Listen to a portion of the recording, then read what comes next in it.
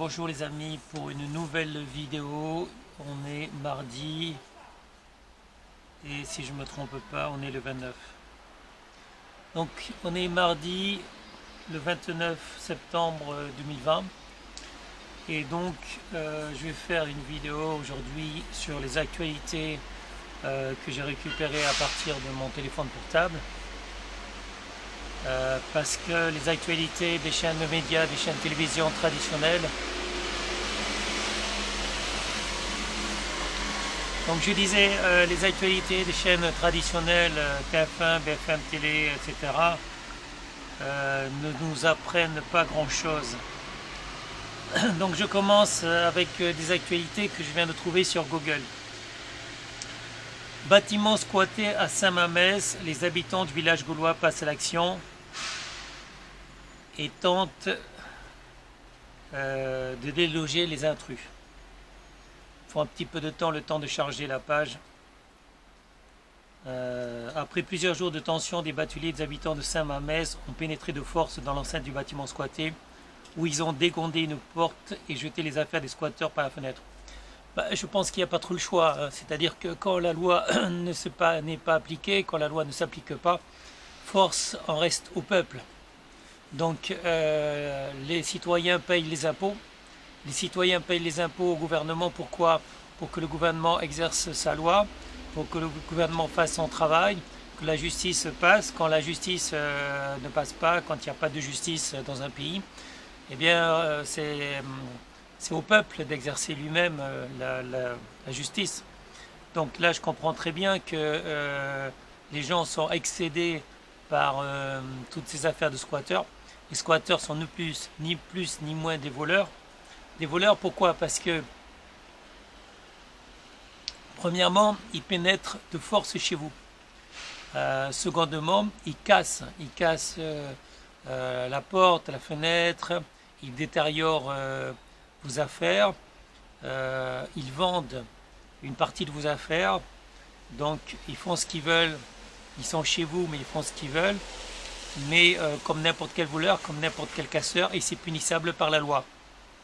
Le droit à la propriété est un droit constitutionnel, c'est un droit inébranlable, inaliénable, et on ne peut vous en priver.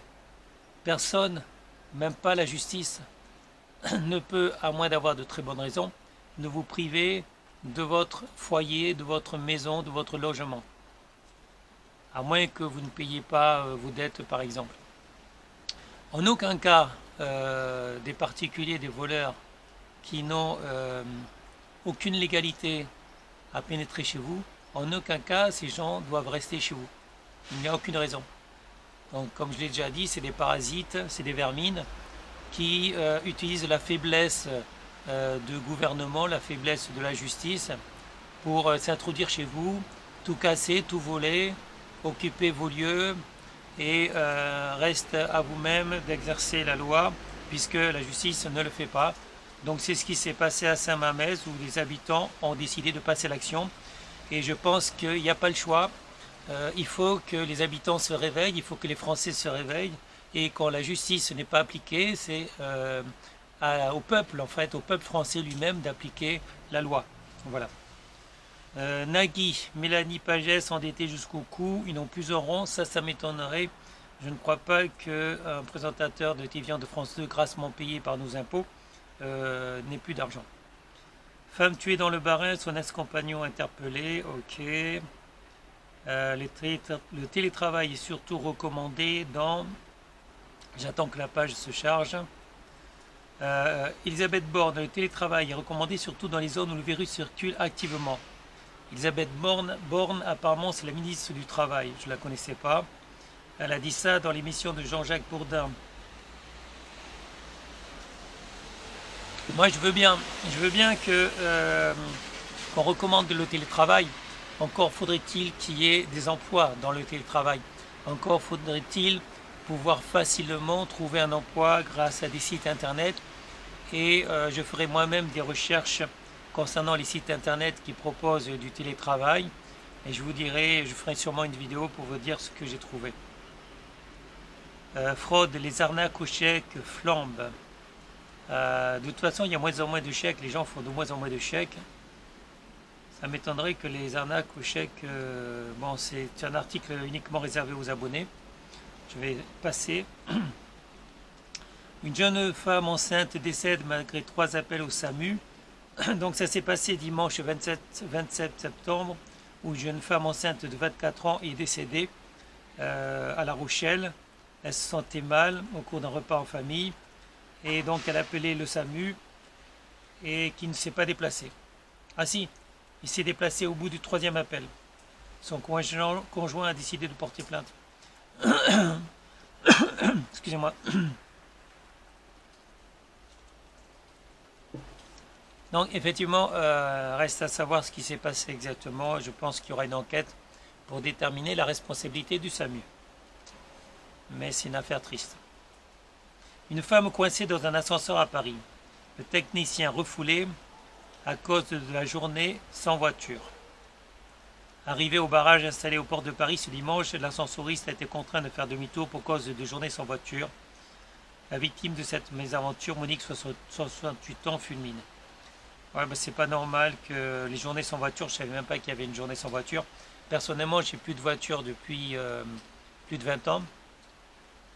Donc je suis plus écologiste que la plupart des écologistes, puisque la plupart des écologistes ont décidé de garder leur voiture. Moi, j'ai décidé de faire une œuvre pour le bien de la planète, c'est-à-dire me passer de voiture. Donc j'utilise le transport en commun et j'utilise mes jambes. Voilà, je pense que si tous les écologistes faisaient pareil, la planète se porterait beaucoup mieux. Malheureusement, les écologistes ont une grande gueule, mais ils agissent peu, ils agissent pas pour la planète. La plupart du temps, ils font couvrir leur gueule, donc c'est pour ça que je ne suis pas écolo. Parce que je suis plus écolo que François Langlais. Ce sont les épargnants qui vont payer pour la crise, oui, évidemment. Euh, c'est François Langlais qui a raison. En fait, le gouvernement, il donne de l'argent d'un côté, mais il va prélever de l'argent de l'autre. Donc les impôts vont augmenter, ils ont créé de nouveaux impôts. D'ailleurs, le gouvernement Macron a créé un nouvel impôt sur les voitures, sur le poids des voitures. Mais de toute façon, c'est les épargnants, c'est ceux qui ont de l'argent qui vont devoir payer. Et Macron peut facilement donner de l'argent qu'il n'a pas. C'est comme Hollande d'ailleurs. Voilà, ça coûte rien puisque c'est l'argent, c'est pas eux, c'est l'argent de la France, c'est l'argent du pays. Et ils considèrent ces gens-là, que ce soit Hollande, Sarkozy ou Macron, ils considèrent qu'on peut donner facilement de l'argent qui n'est pas à eux, puisque c'est l'argent des Français. Donc au final, c'est toujours les Français qui payent. Jean-Marie Bigard se retire de la présidentielle. Moi, comme je l'ai dit, Jean-Marie Bigard, je l'aime bien. Après, la plupart des humoristes, comme Coluche par exemple, s'étaient présentés au présidentiel, il s'est retiré. Je pense que ça fait pas rire tout le monde. Quand un humoriste se présente à ce genre de poste, ça ne doit pas faire rire beaucoup de gens, et il y a des gens, ça doit les énerver. Donc je suppose que Jean-Marie Bigard, comme Coluche, a dû énerver beaucoup de gens. Et donc il y a eu des pressions qui ont été faites. Donc malheureusement c'est comme ça. Un humoriste malheureusement n'arrivera pas à accéder à ce pouvoir-là qui est réservé à une certaine élite. Parce que si vous vous rappelez bien, que ce soit Sarkozy, François Hollande ou Emmanuel Macron, ils appartiennent tous à l'ENA, ils appartiennent tous à l'élite. Et en fait, ils n'appartiennent pas du tout au peuple, ils se moquent du peuple. François Hollande appelait le peuple les sans-dents. Raffarin parlait de la France du bas, la France d'en bas. Sarkozy bling bling, donc bon, je passe là-dessus. Et Macron qui se moque ouvertement aussi du peuple français. Et tous ces gens-là, en fait, cette élite se sent très au-dessus du peuple français, donc n'en a rien à foutre. Et va continuer à se servir de l'argent des impôts. Loana en danger imminent. Bon, ça me préoccupe pas trop. La pauvre Loana.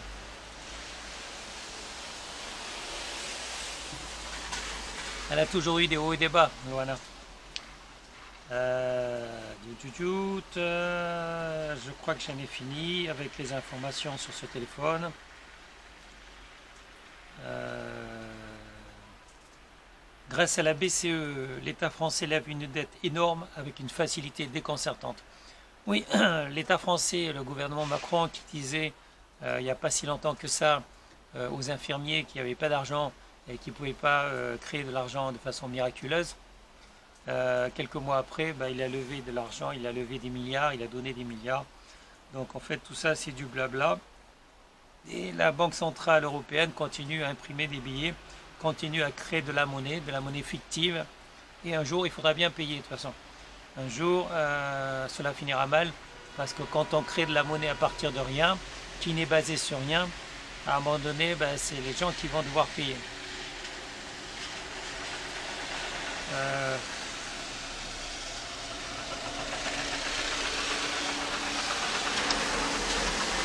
Facebook veut que Messenger devienne la messagerie par défaut sur iPhone.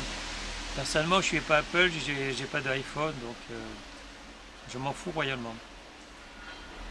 Escroquerie, attention au démarchage téléphonique de vendeurs de meubles éphémères. De toute façon, évitez les démarchages téléphoniques. Dans tous les cas, moi on m'appelle également, donc on m'appelle généralement sur le fixe, mais des fois sur le portable. Donc quand c'est du démarchage, quand c'est des enquêtes, il ne faut surtout pas répondre. Euh, la- le fait de dire oui peut être assimilé à un consentement. Donc, quelle que soit la question qu'on vous pose, en fait, ne répondez jamais par oui. Parce qu'ils peuvent se servir de ceci comme preuve orale, disant que vous avez commandé quelque chose, ensuite vous êtes livré et vous devrez payer. Donc, quand il y a une enquête, quand il y a une enquête par téléphone, quand il y a un sondage, quand il y a n'importe quelle démarche par téléphone, vous ne connaissez pas la personne, vous ne répondez pas, vous dites non merci, au revoir. Voilà, il faut être sec et brutal. Vous refusez, il faut refuser les démarchages téléphoniques. Suppression des pièces de 1 et 2 centimes d'euros. Bon, ça ne me concerne pas trop, moi j'aime pas trop ces pièces-là.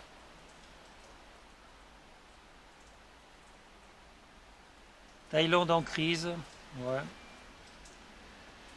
Manuel Valls, il faut arrêter de s'excuser d'être français. Alors Manuel Valls, j'avoue qu'au départ il m'énervait un peu parce que c'était le Premier ministre toujours énervé, toujours à gueuler, toujours crier. Il était toujours rouge de colère.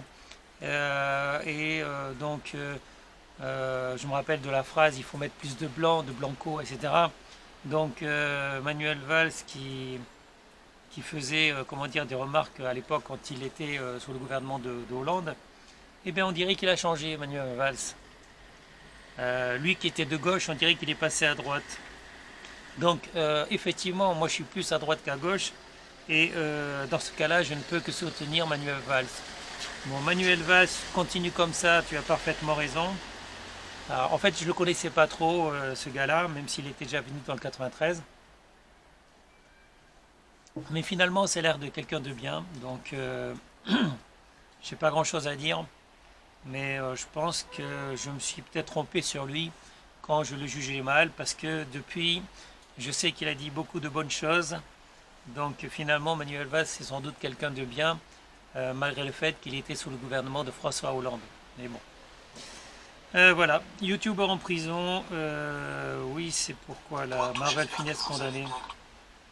Je ne sais pas trop ce qui s'est passé, mais bon, il y a des YouTubers qui abusent. Moi, ça ne sera pas le cas, c'est pas le cas parce que de toute façon, je ne suis pas un YouTuber connu. Comme vous savez, j'ai que 660 abonnés, donc je ne peux pas abuser, comment dire, de mon pouvoir sur YouTube. Mais je sais, je ne citerai pas de nom, je sais qu'il y a des YouTubers célèbres qui abusent de leur position, aussi bien pour draguer les garçons que les filles, ou pour se faire de l'argent sur le dos de leurs fans. Donc ne vous en faites pas, c'est pas mon cas. Je ne demande pas d'argent à mes fans et j'abuse pas de mon pouvoir, j'abuse pas de ma célébrité sur internet, j'abuse pas du fait d'être un YouTuber célèbre. En fait, parce que je suis pas un YouTuber célèbre, je fais pas partie des 100 premiers ni des 1000 premiers YouTubers français. Donc je suis très en bas, très très très loin en fait des YouTubers célèbres. Donc est-ce que j'abuserai un jour de mon pouvoir lorsque je deviendrai célèbre? Bon, il faudrait d'abord que je devienne célèbre. Donc on en reparlera à ce moment-là. Ensuite, qu'est-ce qui les chroniqueurs sont vengés du chocolat gate, je sais pas ce que c'est. Bon, ça c'était sur les actualités de mon téléphone, d'un de mes téléphones, parce que j'ai un deuxième téléphone. Et sur le deuxième téléphone, j'ai Alerte Info. Donc j'ai peut-être d'autres actualités. Est-ce qu'il est à jour, Alerte Info? Parce que là, je crois que... Ah oui, non, il n'est pas à jour. Parce que j'avais coupé le Wi-Fi. Donc j'ai remis le Wi-Fi et je vais relancer Alerte Info pour voir ce qu'il y a de nouveau aux informations. Donc là, j'appuie sur le bouton, il se met à jour. Donc le ministre de l'économie appelle les Français à arrêter avec l'égoïsme. Donc le ministre de l'économie de Macron nous accuse d'être des égoïstes. Je pense que les égoïstes, c'est plutôt ceux qui nous dirigent.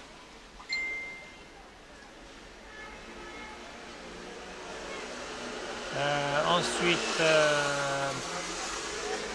les cirques itinérants devront se passer des animaux sauvages. Oui, c'est intéressant. J'aime pas les animaux, enfin j'aime les animaux, mais j'aime pas les animaux sauvages en cage. En fait, j'aime pas les animaux en cage, qu'ils soient sauvages ou domestiques. Je suis pour la liberté des animaux comme pour la liberté des gens. Et aussi, j'aime pas trop les cirques. Donc ça, je sais pas si je devrais le dire, mais j'aime pas les cirques, j'aime pas les clowns. Les clowns me font pas rire. Je pense que quand j'étais gamin, les clowns me faisaient plutôt peur. Et puis il y a eu le film qui s'appelle Ça. Donc ça, c'est un film avec le héros qui est un clown. En fait, c'est un clown qui fait très très peur. C'est un clown qui tue les gens. Et les cirques, je sais pas si ça me fait plus peur, mais j'aime pas. J'aime pas les cirques. Et j'aime pas le fait qu'ils enferment des animaux dans des cages. D'ailleurs, les zoos, j'aime pas non plus. Bon, ben voilà, qu'est-ce qu'il y a d'autre? Euh, Lyon, les employés d'une boucherie agressés et gazés car ils vendent du porc. Ah bon? Donc encore une histoire d'islamie, je sais pas comment dire, d'islam en tout cas. Donc des musulmans qui ont agressé des employés d'une boucherie parce qu'ils vendaient du porc. Voilà, agressés, gazés. Bon, mais c'est la France de nos jours, hein, la France qui est complètement différente de la France de mon époque, puisqu'à mon époque, quand j'étais gamin, il n'y avait pas de musulmans, on ne parlait pas d'islam, on ne parlait pas du Coran. Et aujourd'hui, les musulmans sont partout et tout est halal. Moi, j'habite au Bourget et je crois qu'il n'y a aucun restaurant, aucun fast-food qui ne soit pas halal. Tout actuellement est halal. Même les Japonais se sont mis, les Japonais chinois vendent du halal. Si vous vous affichez pas halal, de toute façon, vous n'allez pas pouvoir vendre et vous risquez d'avoir des menaces, voire des coups de feu. Si vous avez une boutique, si vous vendez, comment dire, des alimentations, des denrées alimentaires qui ne sont pas halal. Donc c'est un risque, hein. Et je pense que dans le 93, en tout cas, vous n'avez pas le choix. Si vous ouvrez un commerce d'alimentation qui ne soit pas halal, je parle de restaurants, de fast-food, etc., vous risquez gros. Là, effectivement, les musulmans ont attaqué une boucherie, les employés d'une boucherie, parce qu'ils vendaient du porc. Qu'est-ce que vous voulez que je vous dise?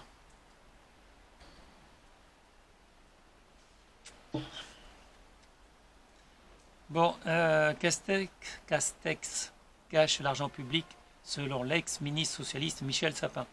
Bon, Michel Sapin, c'est encore un ministre de François Hollande. C'est pas une des personnes que j'aime, mais je pense qu'il a raison. Je pense que, comme je vous l'ai dit tout à l'heure, je vous ai parlé de Manuel Valls, le fait que Manuel Valls avait raison et que Manuel Valls avait beaucoup changé. Ben, si ça se trouve, Michel Sapin aussi. Michel Sapin a peut-être également changé parce qu'il dit des choses vraies. Voilà. Ensuite, coronavirus, il n'est jamais trop tard pour changer le cours des choses, sur le patron de l'OMS. Bon, le coronavirus, en fait, personnellement, ça ne me fait pas peur. C'est, je trouve qu'on en parle beaucoup et on stresse les gens. Et en fait, ce qui tue les gens, ce qui les rend malades, c'est le stress. C'est le fait qu'ils sortent plus, le fait qu'ils soient stressés. Ça rend malade les gens. Pour éviter, pour avoir de bonnes des défenses immunitaires, il faut éviter le stress, il faut bien dormir. Donc ça, c'est les premières règles. Bien dormir, dormir suffisamment et ne pas stresser, ça vous évitera d'être malade et d'être facilement atteint par des virus. Ensuite, c'est les vitamines. Les vitamines C, donc qu'on a dans les fruits frais par exemple, et les vitamines D, notamment la D3. La D3 qu'on peut avoir en l'achetant, qui est extraite de la laine de mouton ou des poissons gras, mais que vous pouvez trouver aussi la vitamine D avec le soleil. Les rayons UVB, c'est-à-dire qu'il faut sortir au moins 1 heure par jour dehors, mais après ça dépend de la couleur de votre peau. Plus vous avez la peau foncée, plus il faut rester longtemps dehors pour profiter des rayons UVB du soleil qui vous donnent de la vitamine D. Donc après il y aurait d'autres vitamines dont je pourrais parler, des oméga 3 également. Donc il faut avoir des oméga 3, il faut avoir des vitamines C et D pour avoir de bonnes défenses immunitaires. À partir du moment où vous avez de bonnes défenses immunitaires, ben, votre corps va être capable de vous défendre contre les virus. Donc en fait le coronavirus, honnêtement je m'en fiche, ça m'a rien fait du tout. Je l'ai eu et franchement j'ai pas vraiment été malade. Je l'ai eu pendant 6 semaines, c'était un peu comme une grippe. Macron compte aider la médiation sur le Bélarus, on s'en fiche. Dati veut gagner l'élection présidentielle de 2022, je ne savais pas qu'elle se présentait. Le gouvernement met fin à la détention d'animaux sauvages, ça c'est bien. Est-ce que j'ai fini là? Les bars obligés de baisser le rideau à 22 h, j'en ai déjà parlé. Oui, parce que le coronavirus, il va attaquer les bars à partir de 22 h. Oui. Ça, c'est une information que nous a dévoilé le gouvernement Macron. Le coronavirus est programmé en fait pour attaquer les bars à partir de 22 h du soir. Donc, si le gouvernement ne nous l'avait pas dit, je l'aurais jamais su.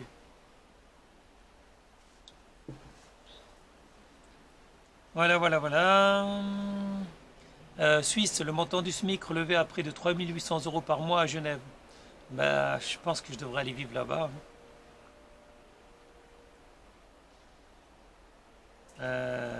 Et je crois que j'en ai fini.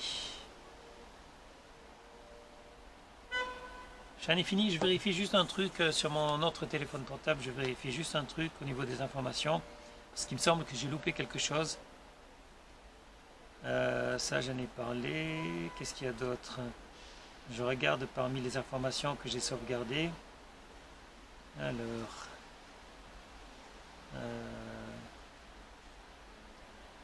Paris, pas de soirée, mais un RERB bondé. Oui, ça c'était aux news d'hier. Je l'ai vu hier soir en fait. C'est bien sympa de faire fermer les bars à 22 h, mais les métros, les RER, qui est particulièrement invivable, et forcément les internautes se déchaînent. Oui, effectivement, les internautes ont tout à fait raison. J'ai pris le RERB hier soir et j'ai eu du mal à trouver une place. Et effectivement, les gens étaient serrés les uns contre les autres. Donc c'est bien beau de faire fermer les bars à 22 h, mais il faudrait voir ce qu'il en est des RER, notamment le RERB. Les gens se bousculent, les gens sont les uns contre les autres. Et effectivement, il n'y a rien qui permet la distanciation sociale, il n'y a rien qui empêche que le virus se propage, puisque le train est un lieu fermé. Donc il y a sûrement beaucoup plus de monde dans les trains, et surtout sur la ligne B, par exemple hier soir, que dans les bars. Ensuite, il y avait quoi d'autre? Quand la Sécu finance le djihad, usurpation d'identité, allocation familiale indue, bulletin de paie falsifié, comment la fraude sociale contribue à financer le terrorisme islamiste. 9 000 € du contribuable à accorder à un terroriste, impossible, non, après des mois d'investigation, etc. La commission d'enquête parlementaire relative à la lutte contre les fraudes aux prestations sociales. Voilà. Enfin bref, effectivement, il y a beaucoup de fraudes et le terrorisme islamique en profite énormément. Comme par exemple, il y a des retraités qui ont plus de 100 ans, qui vivent dans des pays du Maghreb et qui sont sûrement morts, mais on continue à leur verser des pensions. Donc ça représente des centaines de milliards d'euros tous les ans. Et effectivement, je crois que le gouvernement français ne cherche pas trop à régler ce problème de fraude. Mais on sait très bien que, notamment en Algérie et au Maroc, il y a des familles qui touchent de l'argent pour des retraités qui sont morts depuis longtemps. Quant aux djihadistes, effectivement, ils utilisent tous les moyens pour toucher de l'argent et pour financer leur guerre en fait. Voilà, bon, qu'est-ce que je vous dis, qu'est-ce que j'ai d'autre à dire? Rien de spécial. Donc je vais continuer mes petites vidéos comme ça. Premièrement parce que ça me fait du bien de parler. Ça me permet de créer un lien entre vous et moi. Ça permet ensuite de faire des montages vidéo. Ça permet de travailler tout ça, de travailler le fait de filmer, de faire des vidéos, de monter des vidéos, tout ça. Et j'espère un jour arriver, enfin pouvoir faire des vidéos d'un autre genre parce que je suis ouvert à tout et je ne voudrais pas me contenter de faire des news. Donc si vous avez des propositions, si vous avez des idées, si vous voulez me proposer quelque chose, des vidéos à tourner, ben, n'hésitez pas. Moi je peux faire aussi les vidéos de mariage, de baptême, je peux faire des vidéos d'événementiel, d'événements, je peux faire des vidéos de divertissement, toutes sortes de vidéos, vous avez des idées, vous avez des projets, on peut faire ça ensemble. Pour l'instant j'ai un équipement d'amateur et je suis encore amateur, donc je n'ai pas honte de dire que je suis un amateur mais qui a une passion. Donc, je répète, je suis un amateur mais un amateur qui a une passion et qui veut faire de plus en plus de vidéos, sachant que je ferai au moins une vidéo par jour. Donc minimum, il y aura une vidéo par jour. Même si ce n'est pas une vidéo très intéressante, vous aurez toujours une vidéo par jour minimum. Ça veut dire 360 vidéos par an minimum. Ensuite, certaines vidéos, si c'est des vidéos privées, par exemple des vidéos de mariage et de baptême, je ne peux pas les mettre en ligne, c'est évident. Mais mon intérêt, mon but dans la vie, c'est d'exercer ce nouveau métier, cette passion que j'ai pour la vidéo, pour faire des vidéos, pour faire des montages vidéo. Donc mon intérêt, mon but, c'est de pouvoir assouvir cette passion, comme j'ai eu à l'époque une passion pour l'informatique, pour la sécurité, pour Internet, etc. et aussi pour les jeux vidéo. Donc voilà, c'est ma nouvelle passion, mais une passion que je vais garder tant qu'on pourra faire des vidéos. Et ça permet également d'établir un contact entre vous et moi. Voilà, donc merci pour les nouveaux qui viennent sur ma chaîne vidéo. Merci pour les anciens qui sont toujours fidèles. Et je vous dis à bientôt pour une prochaine vidéo. Au revoir mes amis.